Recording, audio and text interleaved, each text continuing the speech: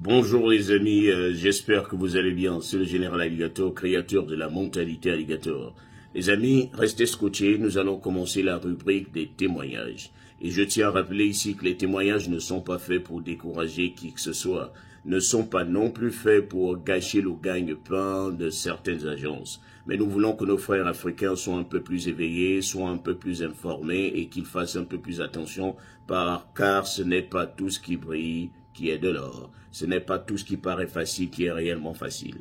Alors nous allons commencer avec l'histoire de notre frère et ce sera à vous en commentaire de lui donner des conseils par rapport à l'histoire qu'il est en train de traverser. L'Amérique, nous y sommes tous, mais nous vivons des réalités de manière différente. Donc restez scotchés. Arrivé ici le 1er mai, le 1er mars plutôt 2023, en tant que visiteur. Et quand je suis arrivé, j'ai un grand frère qui m'a présenté à un monsieur qui, ensemble, on allait travailler pour que je puisse rester. Et ils m'ont proposé de faire le mariage. Et le monsieur en question m'a proposé, pour son mariage, je devrais payer 12 000.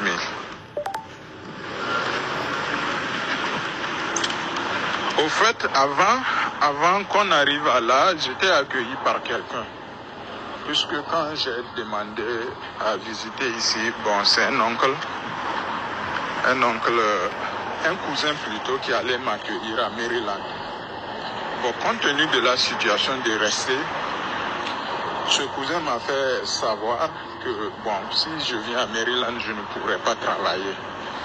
Il fallait maintenant trouver quelqu'un à New York pour venir d'abord me lancer dans les papiers. Après l'obtention, maintenant, je pourrais le rejoindre. Et c'est dans cette situation, je me suis fait connecter par un Burkinabé qui m'a accueilli ici dans un pétrin. Parce que quoi, il allait m'accueillir dans sa maison, mais depuis le pays, il m'a fait savoir que ici, c'est impossible d'accueillir quelqu'un dans la maison. Donc il va falloir que moi je prends une chambre avant d'arriver. Donc du pays, je l'ai envoyé 1 300 000 pour prendre ma chambre. Il m'a fait savoir qu'il a pris la chambre à $800 et il a payé la caution à $800, ce qui revient à $1 600. Donc à mon arrivée, j'étais dans mon appartement, il m'a amené dans ma chambre, tout allait bien. Donc j'ai fait au moins 2 mois, je ne travaillais pas, donc ça a commencé à me ronfler vraiment que je ne me retrouvais pas. Donc c'est là que je l'ai appelé, j'ai dit, au vu que je ne travaille pas, il va falloir que je trouve quelqu'un au moins qui va partager la chambre avec moi pour qu'on puisse s'entraider dans les dépenses. Il m'a dit ok. Il m'a cherché un autre Burkinabé qui est venu rester avec moi. Bon, je sais pas, dans la maison, nous étions avec des Hispanistes. Donc il y avait beaucoup de filles dans la maison. Et j'espère que C'est la fin du premier audio. Nous allons poursuivre avec, parce qu'il en a fait plusieurs. Qui a fait tout le mariage. J'ai payé tout. Le petit est sale, il fait des trucs, c'est pas bien comme ça, mais ils m'ont pas dit clairement le problème. Le maisonnier a décidé que le petit sort dans l'appartement. Que moi je ne sors pas, mais que le petit sort. J'ai cherché à savoir, mais pourquoi le petit doit sortir? Il m'a dit que non, le petit est sale. J'ai dit non. Bon, pourtant, les Latinos, je les connais bien avec leur racisme.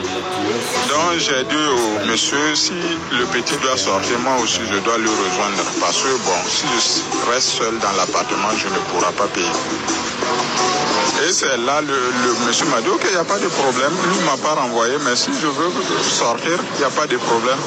C'est là que j'ai dit au monsieur, ah, c'est comme ça, donne-moi ma caution et là, je vais voir combien ajouter pour trouver notre appartement. Il m'a dit non. Que lui, depuis que nous sommes ici, lui, il n'a jamais pris caution avec nous. J'ai dit, mais comment ça? Donc j'ai appelé le grand frère en question pour venir intervenir. Je l'appelle énième fois, il ne décroche pas. Par fini, je me suis déplacé, aller dans sa maison. Et je l'ai parlé, il m'a dit que non, c'est comme ça. Lui, il avait des soucis et il n'a pas pu payer l'argent, la caution au monsieur. Donc lui, il a payé uniquement que le loyer. J'ai dit ok. Mais comme ça, on fait comment? Le monsieur dit de sortir dans la maison, on fait comment? Or, bien avant ça, le jour que j'allais quitter, je suis quitté avec une somme de 3 millions. Donc, pour ne pas avoir des infractions à l'aéroport, j'ai envoyé 1,5 million, il a pris, et maintenant j'ai échangé les 1,5 million. Donc, j'ai payé mes trucs à Lomé. Donc, quand je suis arrivé, tout l'argent réuni dans sa main était 4,500 $. Oui, 4,500 $.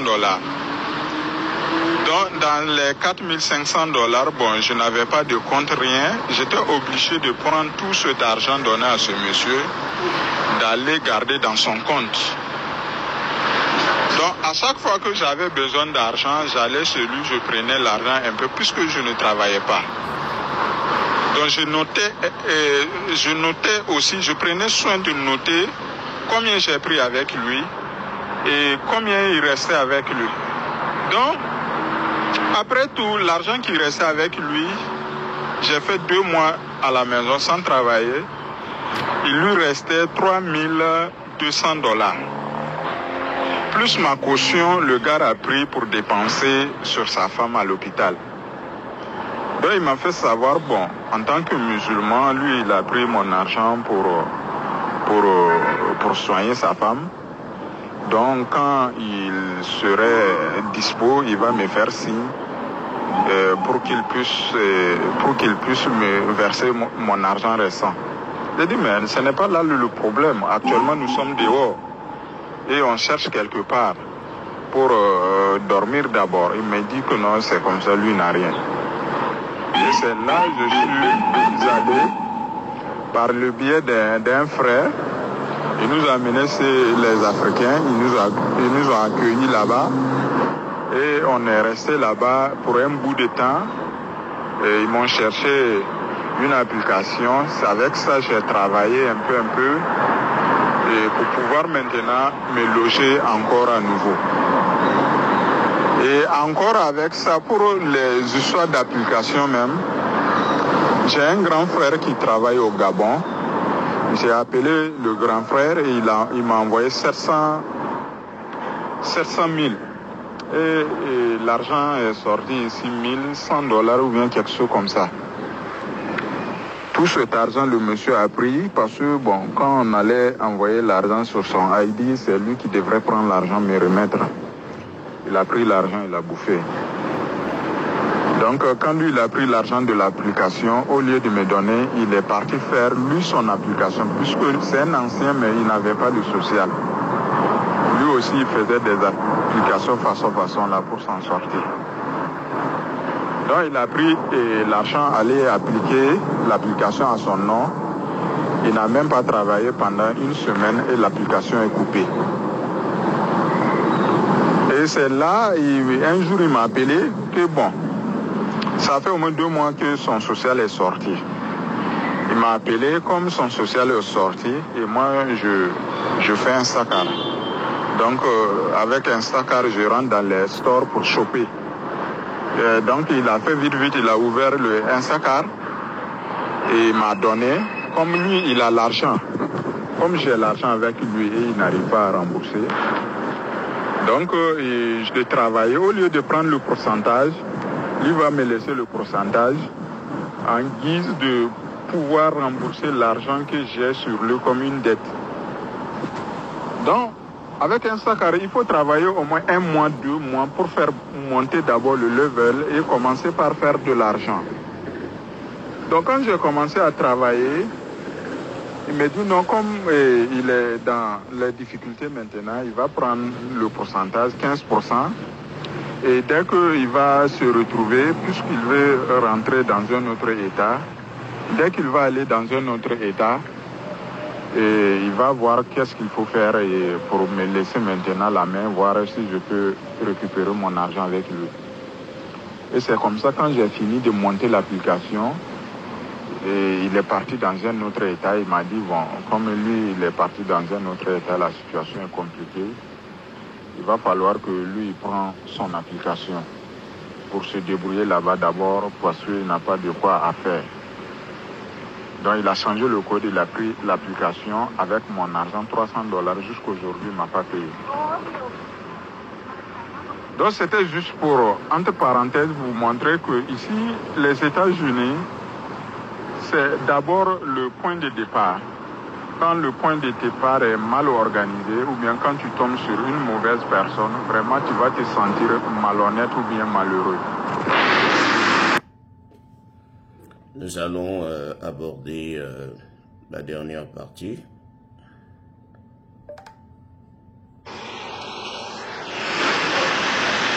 Et je reviens maintenant, quand lui il m'a fait ceci, et il est parti dans un autre État, les frères qui m'ont accueilli dans leur maison m'ont branché avec quelqu'un qui a fait tout le mariage. J'ai payé tout l'argent, tout avec eux. Et maintenant, il va falloir maintenant faire les démarches avec ma femme pour pouvoir maintenant aller introduire mes papiers. Et ce dernier aussi m'a vraiment joué et que ça tourne en rond jusqu'à aujourd'hui. Je n'arrive même pas à faire entrer mes papiers. Pourquoi? Parce que malgré tout l'argent qu'eux m'ont proposé, que la dame a demandé, j'ai payé tout. Et semble comme ils n'ont jamais donné cet argent à cette dame. Ils m'ont choisi une femme qui est très âgée que moi. Elle est dans les 48 à 50. Et moi, je suis dans les 35e. Et encore, au lieu de tout cet argent, les $12 000, ils ont pris seulement $1 000 pour donner à ma femme. Et aujourd'hui, la dame qui nous a branchés avec la dame, ma femme en question, ne veut même pas que je prenne contact direct avec ma femme. Puisque quoi? Quand j'ai vu que la situation était comme ça, j'étais obligé d'aller voir le monsieur, lui dire, ah, si c'est comme ça, tu ne veux pas faire mon travail, introduire mes papiers, il faut que tu me rends les documents. Je vais voir une autre personne qui va introduire. Au cas contraire, tu gardes le document et tu me donnes mon argent. Donc j'ai tapé beaucoup à ses portes et il ne veut pas céder. J'étais obligé même de le menacer avec la police. Et par fini, il a fini par me céder et il m'a donné tous les papiers. Maintenant, quand il m'a donné tous les papiers, il est parti voir la dame en question.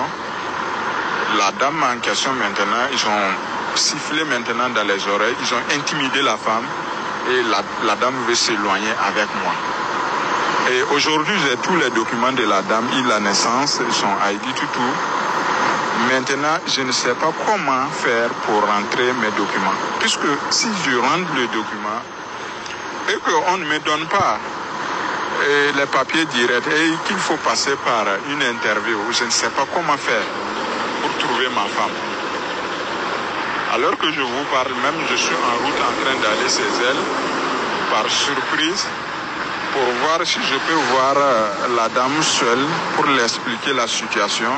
Parce qu'elle ne comprend pas d'abord combien j'ai payé avec ces gens. Elle ne sait pas comment nous collaborons ensemble et elle ne sait pas combien de fois ces gens-là aussi la manipulent.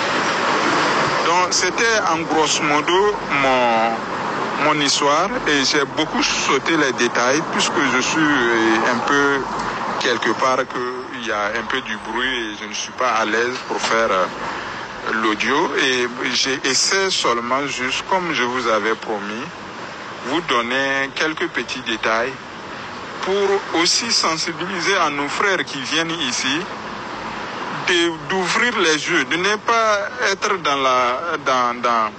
dans la précipitation, de pouvoir choisir des gens mauvaises comme le mien et vraiment qui est en train de nuire ma vie. Parce qu'aujourd'hui, je n'arrive pas à faire l'économie, je n'arrive pas à introduire mes papiers. je ne sais pas au juste qu'est-ce que je vais faire. Donc, en tant qu'alligator, je vous suis beaucoup et j'aime ce que vous faites. Et ce n'est pas tout le monde qui est ouvert comme ça, qui donne des conseils, qui disent la vérité. Et nos frères, nos anciens frères qui sont ici et qui sont déjà intégrés, la majorité, je ne dis pas tout, la majorité d'entre eux sont des manipulateurs au début. Ils vont te faire tout pour t'avoir et maintenant te tenir à la gorge. Donc, en tant qu'alligator, la mentalité, ça nourrit toujours. Mais j'ai besoin de vos contributions, de vos conseils. Qu'est-ce que je dois faire? Qu'est-ce que je ne dois pas faire? Puisqu'il arrive souvent même que ça me tape à la tête même d'aller me déclarer à l'immigration pour qu'on nous enferme, nous tous. Mais souvent, je trouve encore l'espoir de tenir bon et garder espoir que peut-être un jour ça peut changer. Je vous remercie. Donc, vous avez écouté notre frère. Vous avez écouté son cri d'alarme, cri de détresse. Vous savez à quel point c'est difficile d'arriver ici. Les gens ont tout fait, les gens ont tout sacrifié. Ils ont tout vendu pour arriver ici. Et lorsqu'ils arrivent chez leurs frères, leurs amis. Mais ici aux États-Unis, on a l'impression que les gens changent. On a l'impression que plus vous êtes en difficulté, plus on essaye de vous noyer. C'est-à-dire, les gens peuvent vous faire venir, mais pour vous exploiter. C'est pour ça que je suis souvent étonné lorsque je vois quelqu'un me dire « je veux venir en bon, je veux venir travailler là-bas ». Est-ce que vous connaissez ce que ça peut faire de venir ici en bon? Quelqu'un peut vous exploiter pendant des années et des années et vous n'allez jamais avoir la paix. Voilà notre frère qui est arrivé, qui a fait confiance à ses amis ou à ses frères, mais qui ont pris son argent. La première erreur, lorsque vous arrivez, ne remettez jamais vos papiers ou encore votre argent à celui qui vous a accueilli.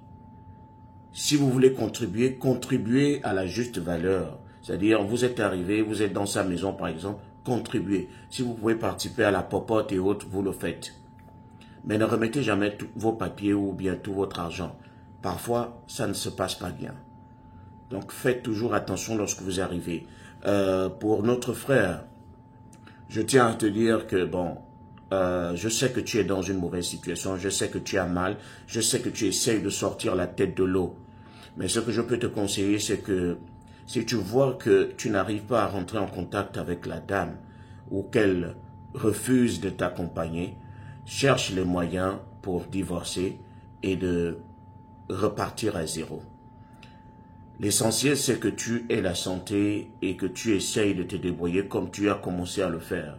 Mais repartir à zéro, c'est aussi un bon départ pour que tu ne te fasses plus surprendre par des mauvais comportements. Que ce soit toi qui prennes les choses en main, que ce soit toi qui décides de rencontrer la femme que tu veux épouser, la femme qui va t'aimer et que toi tu vas aimer. Mieux vaut que ça se fasse ainsi, au lieu de faire un branchement qui va t'apporter les problèmes que tu as aujourd'hui. Reste fort, tu es un alligator et la mentalité doit toujours être au beau fixe. C'est ta mentalité qui nourrit ta poche. Tu ne peux plus changer le passé. Il faut maintenant que tu te battes au présent pour que ton futur soit meilleur. C'était le général.